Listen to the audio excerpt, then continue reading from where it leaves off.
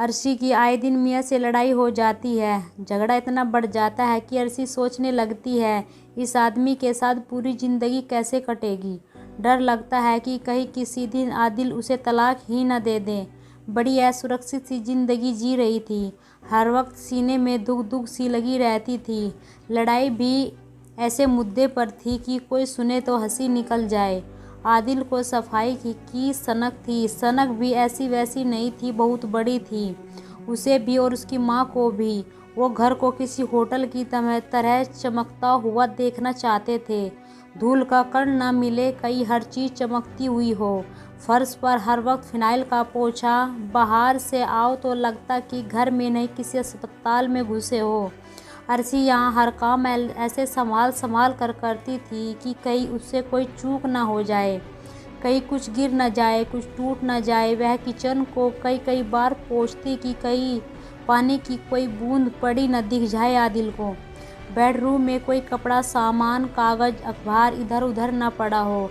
सब कुछ भली भांति व्यवस्थित हो। आदिल के ऑफिस से आते ही वह उसकी हर चीज़ जल्दी जल्दी करने से लगा देती ताकि उसके गुस्से से बचे रहे। 7 साल हो गए थे शादी को और अर्शी को इंसान से रोबोट बने हुए।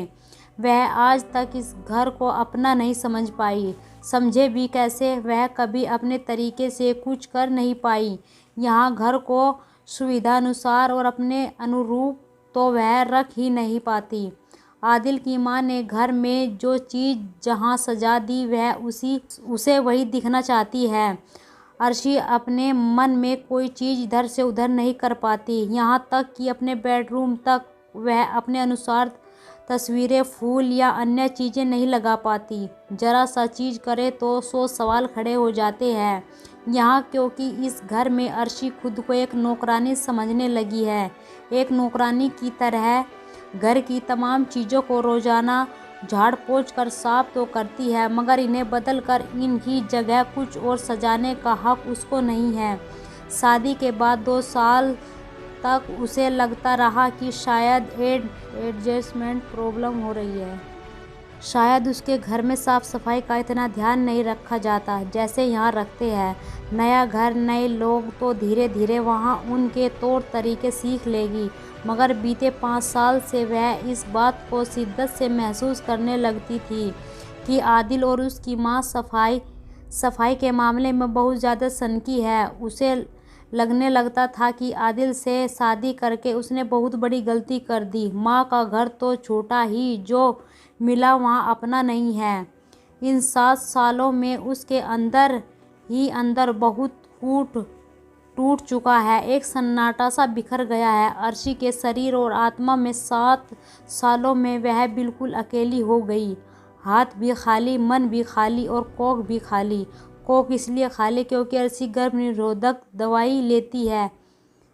आदिल को बताए बिना सोचती थी कि इस घर में एडजस्ट हो जाऊँ तब फैमिली बढ़ाऊंगी। फिर आदिल के गुस्से और लड़ाई झगड़े की वजह से सोचती 2-4 साल में जब दोनों एक दूसरे की आदत हो जाएगी, एक दूसरे को समझने लगेंगे और झगड़े कम हो जाएंगे, तब वह अपनी बगिया में नए फूल का स्वागत करेगी। मगर अब तो लगता ही नहीं कि कभी ऐसा हो पाएगा।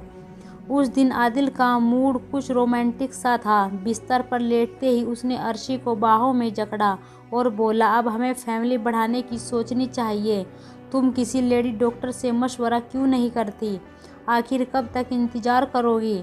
अर्शी उसकी बात सुनकर खामोश ही रही। आदिल अपने रो में बोलता रहा, देखो बहुत आज़ाद ख्याल का आदमी हूँ। तुम इलाज के चक्कर में अगर नहीं पड़ना चाहती तो हम बच्चा गोद भी ले सकते हैं। अर्शी को खामोश देखकर उसे खीस सी हुई। कुछ तो कहो, उसने उसकी चुप्पी पर शिकायतें हुई कहा, मुझे बच्चा नहीं चाहिए। अर्शी ने धीरे से जवाब दिया। आदिल इस जवाब पर चौंक कर उठ बैठा। अर्शी के चेहरे की ओर उसने गौर से देखा और पूछा, बच्चा नहीं चाहिए? क्यों? फिर शादी क्यों की तुमने? उसकी आवाज़ कठोर हो गई। अपना घर बनाने के लिए शादी की थी। क्या पता था कि घर नहीं होटल मिलेगा जहाँ हर चीज़ चमचमाती हुई होगी। करीने से रखी हुई कि मैं उसे हिला भी नहीं सकती।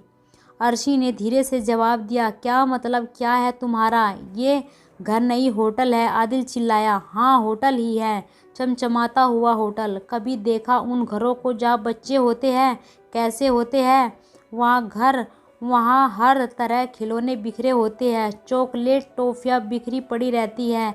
घर वहाँ होता है जहाँ बच्चों की किताबें पड़ी होती हैं, उनके कपड़े यहाँ वहाँ सूखे होते हैं। कई वह खेल रहे होते हैं, कई खाना खा फैला रहे होते हैं, तो कई पोटी करके बैठे होते हैं।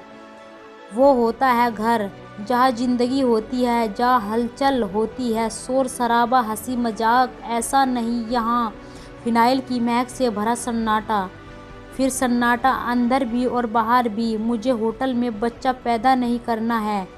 तुम चाहो तो मुझे तलाक दे दो। आदिल बिस्तर पर सन्ना बैठा था और अर्शी को आज इतने सालों बाद यह सच्चाई कहने के बाद बहुत हल्का महसूस हुआ था। यह बात आदिल से कह पाने की हिम्मत उसमें आई थी। तलाक का कठोर फैसला लेने के बाद आदिल को उसी हाल में छोड़कर वह छत पर चली गई, आखिर बार इस होटल के ऊपर का आकाश देखने के लिए, क्योंकि कल सुबह उसे वहां से उड़ जाना था।